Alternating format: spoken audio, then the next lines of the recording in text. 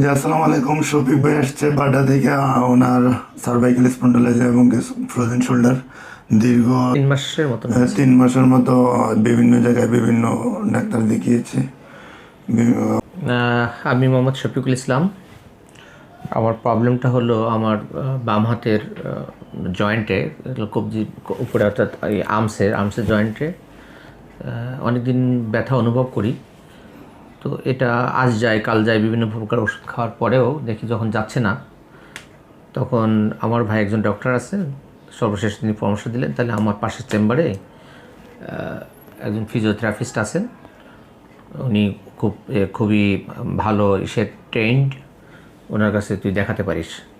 তো সাথে সাথেই আমি ওনার দ্বারস্থ হওয়ার পর থেকেই আমার ফিজিওথেরাপি চলছে।